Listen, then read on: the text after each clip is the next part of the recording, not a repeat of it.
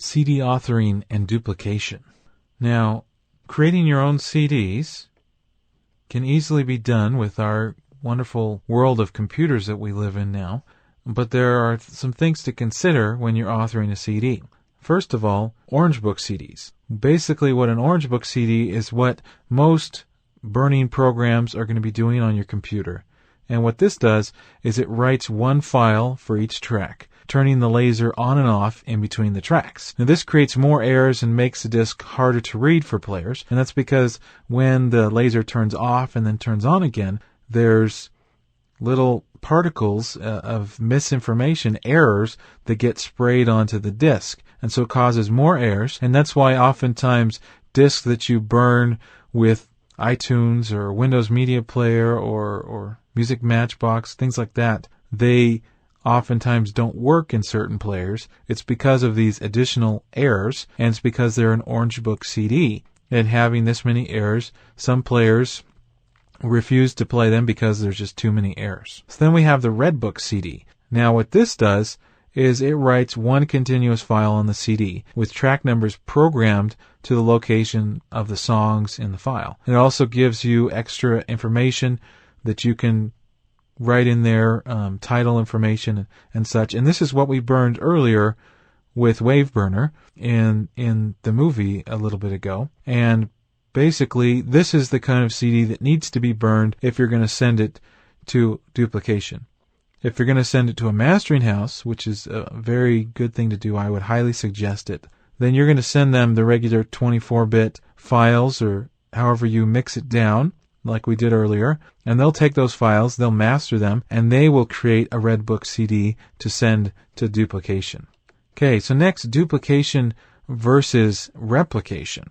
Now, duplication is what we're talking about, where we're sending it to a duplicator, and basically what they do is they take a look at that Red Book CD and they create a glass master from it. So it's basically an imprint of all the etchings of that laser and the information placed on there. And they take it and they create like a negative image almost of it, and they use that to create CDs. So they create a CD that's the positive image of that negative imaged glass master, and they're an exact copy of the original Red Book CD. Then there's replication, and replication is where you put it in a computer and it has multiple burners, and it actually copies the information, but it uses a laser and writes that information again. And that's replication. Replication is not as effective or efficient or as good as duplication, but duplication costs more money because it's $300 or $400 just to create that glass master.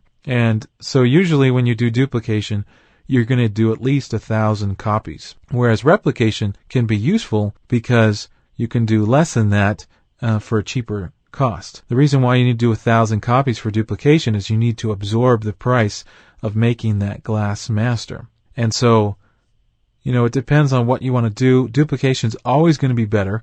Replication is going to be nice and easy if you only want to do maybe 200 copies.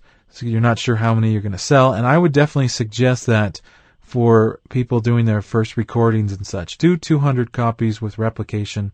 Don't spend too much money on it. See how those sell. If they sell well, then maybe get 1,000 copies through a duplicator and do it all official and right like that. But there's nothing wrong with using replication. It's the same as if you used it on your own computer and just sat there and replicated over and over for hours and hours. And then finally, sending for duplication.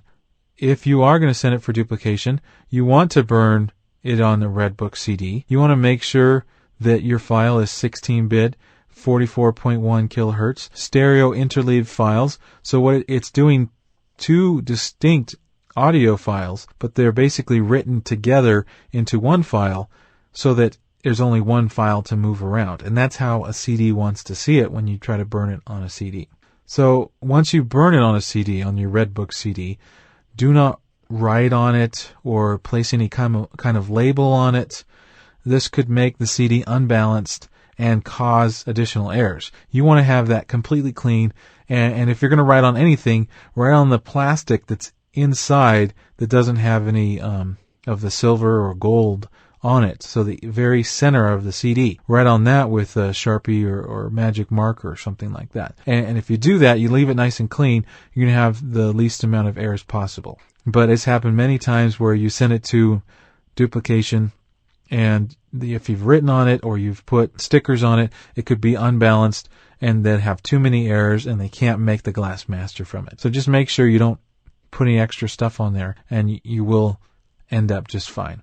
But overall, as a conclusion to mastering, I just want to put a plug in that yes, we have great tools that we can use and these great programs, and we can do mastering and do high quality stuff, but there's the ears, the experience that mastering engineers have that will add something to your mix that all the tools in the world and you can't necessarily do. And so there still is a great place for mastering engineers, and oftentimes if you're not that great of a mixer and you're doing your project, by sending it to a good mastering engineer, you can do much more for your project for a smaller amount of money than any other step in the recording process. So consider mastering with full-fledged mastering facilities. Their engineers are very experienced and knowledgeable, and make sure you do all this the right way. Discuss with them and make sure that you get your project done right and done well.